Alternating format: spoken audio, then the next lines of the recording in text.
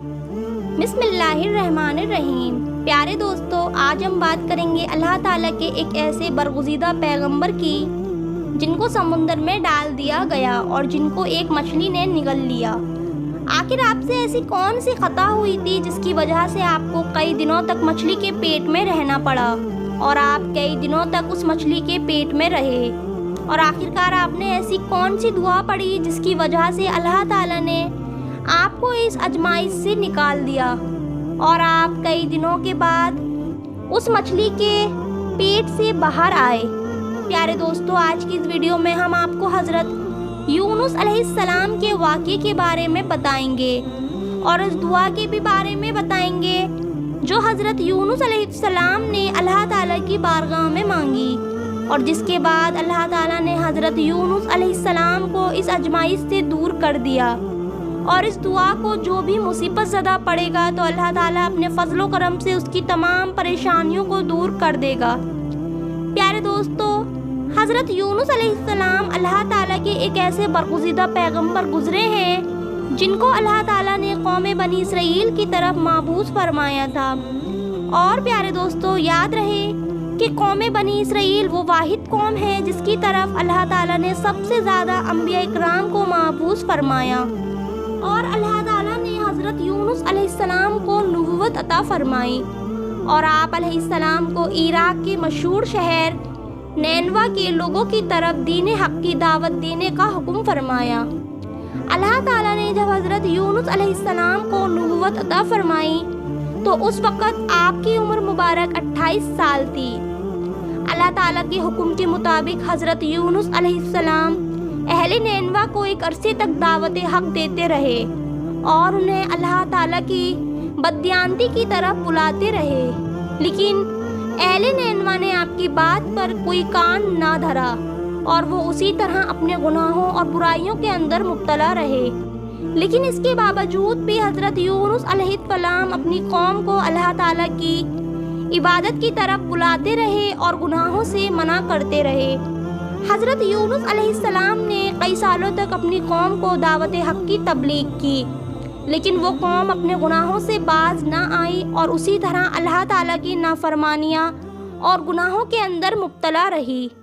अहले नैनवा की इस मसलसल सरकशी और मुखालफत ने हज़रत यूनुस अलैहिस्सलाम को दिल बर्दाश्त कर दिया और हज़रत यूनुस अलैहिस्सलाम अपनी कौम की नाफरमानियों को देखकर उनसे सख्त नाराज़ हुए और उनके लिए अल्लाह ताला से अजाब इलाही की बद्दुआ करके उस बस्ती से रवाना हो गए।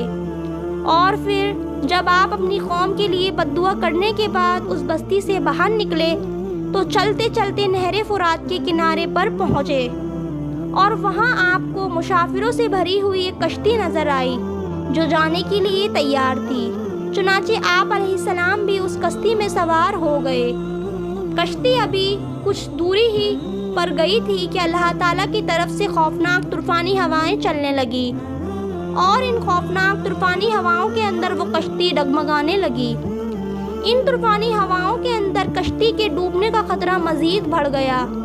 तो उस वक़्त तमाम औलाओं ने अपने अपने अक़ीदे के मुताबिक कहा कि मालूम होता है कि अपने आका का भागा हुआ कोई ग़ुलाम इस कश्ती में सवार हो गया है। जब तक उस ग़ुलाम को कश्ती से बाहर ना निकाल दिया जाए तब तक मुसीबत से निजात हासिल नहीं हो सकती। उलमाओं की ये बात सुनकर हज़रत यूनुस अलैहिस्सलाम ने दिल में ये ख्याल किया कि मैंने अल्लाह ताला की वही का इंतज़ार किए बगैर ही अपनी कौम के लिए बद्दुआ की और वहाँ से चला आया, और शायद अल्लाह ताला को मेरा ये अमल पसंद ना हो और आप इस वजह से ये असर नमूदार हुआ है। चुनाचे ये मंज़र देखकर हज़रत यूनुस अलैहिस्सलाम ने उन उलमाओं से कहा कि मैं ही वो भागा हुआ ग़ुलाम हूँ जो अपने आका से भागकर यहाँ इस कश्ती पर सवार हुआ हूँ। मुझे कश्ती से नीचे फेंक दो ताकि ये तूफ़ान रुक जाए। मगर कश्ती में सवार तमाम मुसाफिर उलमा आपके बारे में खूब जानते थे और आपको एक नेक इंसान समझते थे और वो तमाम लोग आपकी शराफत से खूब वाकिफ़ थे। इसके बाद ये तय पाया गया कि कुरान ताज़ी की जाएगी, जिसका नाम कुरान ताज़ी में निकलेगा उसको कश्ती से बाहर फेंक दिया जाएगा।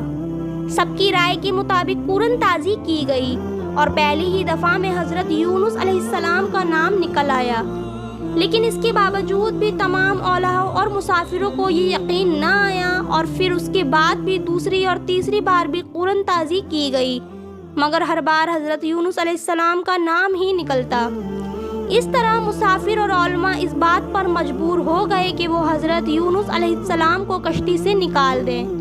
ابھی وہ یہ سب سوچ ہی رہے تھے کہ حضرت یونس علیہ السلام نے خود ہی کشتی سے چھلانگ لگا دی، اور اس وقت اللہ تعالیٰ نے ایک بہت بڑی مچھلی کو حکم دیا کہ تو اس مچھلی نے آپ علیہ السلام کو زندہ ہی نگل لیا، اور اللہ تعالیٰ کے حکم سے اس مچھلی نے آپ علیہ السلام کو صحیح سلامت اپنے پیٹ میں محفوظ رکھا۔ جب حضرت یونس علیہ السلام اپنی قوم سے ناراض ہو کر اس بستی سے چلے گئے تھے تو آپ علیہ السلام نے ان لوگوں کو عذاب الہی کی پیشگوئی بھی کی تھی، لیکن ان لوگوں کو حضرت یونس علیہ السلام کی کسی بھی بات پر کوئی یقین نہ آیا۔ وہ لوگ کہا کرتے تھے کہ حضرت یونس علیہ السلام تو کہتے تھے کہ اللہ تعالیٰ کا عذاب آئے گا، لیکن اب تک تو کوئی عذاب نہ آیا، نہ جانے وہ عذاب کب آئے گا۔ مگر کچھ ہی دنوں کے بعد اللہ تعالیٰ کے عذاب کے اثرات نمودار ہونے شروع ہو گئے۔ اس طرح عذاب الہی کو دیکھ کر وہ لوگ پریشان ہوئے اور ایک دوسرے سے کہنے لگے کہ حضرت یونس علیہ السلام کی بات غلط نہ تھی، اور آپ واقعی ہی اللہ تعالیٰ کے سچے پیغمبر ہیں۔ ان لوگوں نے اللہ تعالیٰ کے عذاب کے اثرات کو دیکھ کر اللہ تعالیٰ کی بارگاہ میں خوب توبہ کی، اور اللہ تعالیٰ کی بددیانتی پہ ایمان لے آئے، اور اللہ تعالیٰ سے اس عذاب کے ٹل جانے کی دعا کرنے لگے۔ تو اس وقت اللہ تعالیٰ نے ان لوگوں کی توبہ کو قبول فرما لی اور ان کو اس عذاب سے محفوظ رکھا۔ پیارے دوستو، ادھر حضرت یونس علیہ السلام مچھلی کے پیٹ میں زندہ تھے اور اللہ تعالیٰ کی وحی کا انتظار کیے بغیر ہی اپنی قوم کو چھوڑ آنے پر نادم تھے۔ تو اس وقت حضرت یونس علیہ السلام نے اللہ تعالیٰ کی بارگاہ میں اپنی خطا کی معافی کے لیے یہ دعا پڑھی: لا الہ الا انت سبحانک انی کنت من الظالمین۔ ترجمہ ہے: اے رب العالمین، تیرے سوا کوئی معبود نہیں، تو ہی یکتا ہے اور میں تیری پاکی بیان کرتا ہوں، بے شک میں خود ہی ظالم ہوں۔ جب اللہ تعالیٰ نے حضرت یونس علیہ السلام کی یہ درد بھری دعا سنی تو اس دعا کو اپنی بارگاہ میں قبول فرمایا اور حضرت یونس علیہ السلام کو اس ازمائش سے نجات دی۔ اس وقت اللہ تعالیٰ نے مچھلی کو حکم دیا کہ وہ حضرت یونس علیہ السلام کو صحیح سلامت دریا کے کنارے پر ڈال دے۔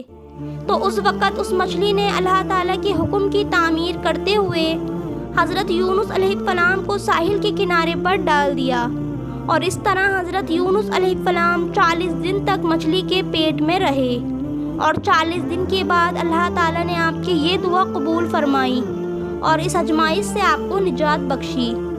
جب آپ مچھلی کے پیٹ سے باہر آئے تو آپ کی حالت بہت کمزور تھی اور آپ زمین پر گر گئے۔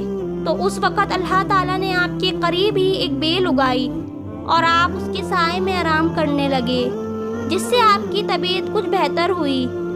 تو آپ علیہ السلام نے اس درخت کے سائے میں ایک جھونپڑی بنائی، اس جھونپڑی میں رہنے لگے۔